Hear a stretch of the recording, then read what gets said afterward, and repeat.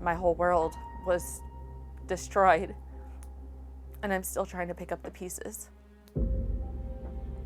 I lost my baby, my house, my job, my schooling.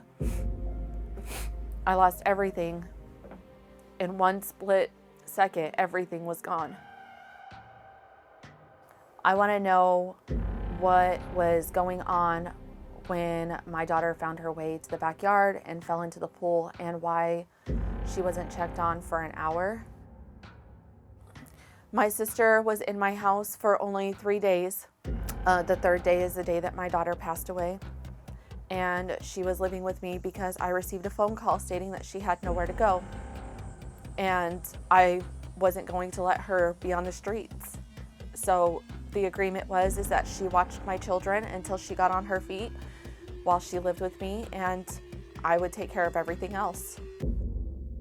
On July 12th, 2018, I got ready for school. I handed my daughter off and I kissed her goodbye, and 98 minutes later, I got a call from another one of my children, a FaceTime video, stating that my daughter fell in the pool and she wasn't breathing. I gathered my stuff as fast as I could, and I got on the phone with 911 paramedics asking where my daughter was located. They located which hospital she was at, and I just kept begging that she was gonna be okay. But I knew in my heart she was gone. Finally, they come in and they said that they did everything that they could. They shot her in the heart with an EpiPen, and she never regained a heartbeat, and that they were sorry. And then further, that she was gone for so long that she couldn't even be an organ donor. I was told that she was in the water for up to approximately an hour, which means she was in that water almost the whole time that I was gone. I got a call from my sister, and she said, "Say something," and I said, "She's dead," and I hung up on her. What happened that day? I have 5 kids that I was trying to feed and get things done. I went and I pulled out some hamburger patties to turn into hamburger meat to make tacos. And I wasn't feeling good, so I put it in the water to defrost. I walked over and I noticed the back door was left open, so I closed it and I laid down on the couch for about 10 minutes. And then I got back up to finish dinner, and because I was feeling nauseous, I had asked the other adult if he could pack me a bowl of marijuana. And while he was doing that, I walked into the room because while he was doing that, I was gonna have everyone fed so I could go out and smoke by myself. And I walked into the room and I started talking to my other niece, and I noticed Shay Lynn wasn't in there. So I asked her, I said, "Where's Shay Lynn?" She said, "I don't know, I thought she was out there with you guys." And I was like, "What do you mean?" So I ran to the playroom because my sister had this big room set up for the kids. She wasn't in there, so I instantly ran to the backyard because I knew that the door was kind of open from before. And she was face down in the pool. So I jumped in and I was trying to hold her up, but because I was so short, she was in the deep end. My head was tugging under the water. So I screamed for the other adult, and he helped me pull her out. And then I got a phone call from my sister asking me how long she was in the water. And I told her I didn't know. And she was like, "What happened?" And then she was like, "My daughter is dead." And I told her, I said, "Don't think like that."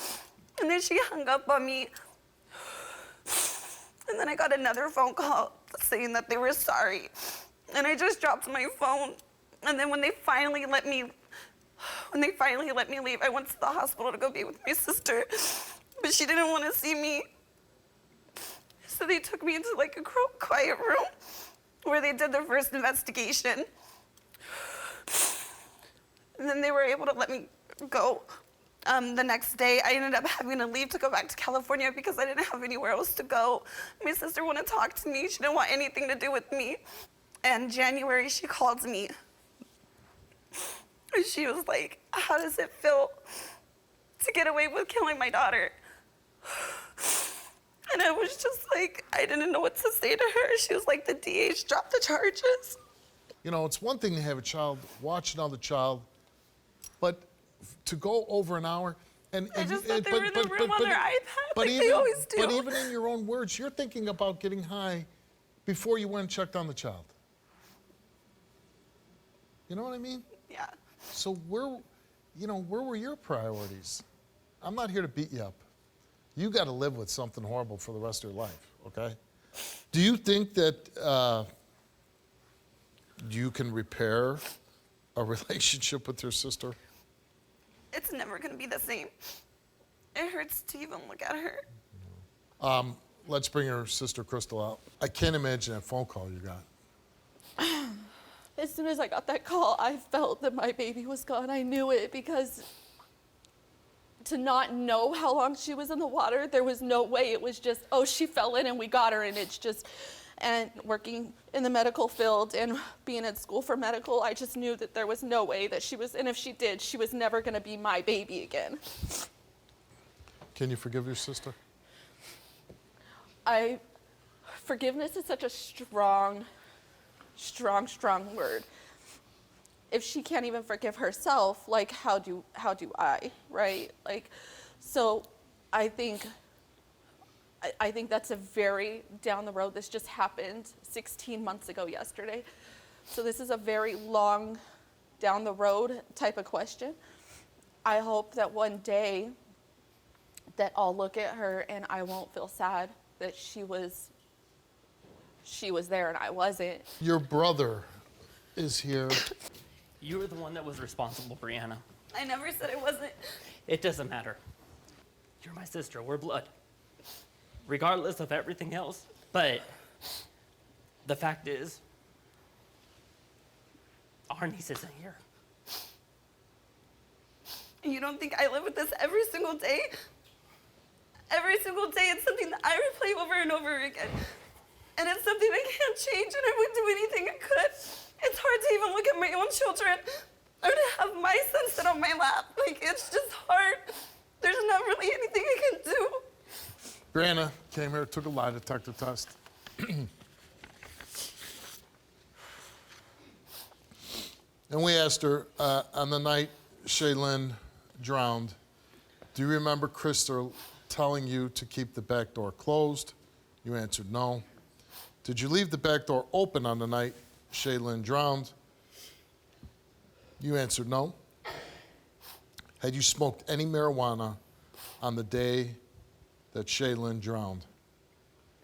You answered no. Did you see Shay Lynn from the time you came back into the house from the pool until you found her in the pool? You answered no. The results came back all the same, and they came back that Breanna told the truth.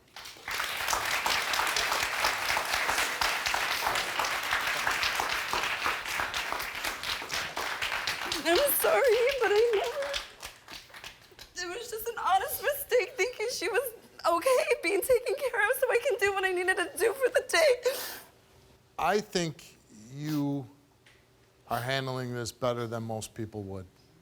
You don't see me at night. She's the closest thing to a saying you will see. And I honestly hope with this show, in the memory of your daughter, that people who are watching this show will take it as a learning thing. You have to keep your eyes, or the people that you entrust, on your kids all the time, especially when there's pools or dangerous situations that small children that even, I remember in the pool next to my house, when my kids, I take them swimming, it said it takes only 15 seconds for a child to drown. It takes 15 seconds for a child to drown, and it takes less than a minute for them to be completely Right, but I mean non-responsive. 15 seconds. So I would hope that everybody that's watching the show with small children, in the honor of your daughter, keep your eyes on your kids all the time. Be careful who you entrust. Infant self-rescue classes are a huge Just thing that I didn't know about. The things that you need to do. I wish you peace and healing, and I hope this helped in some way. Thank you so much. Very much.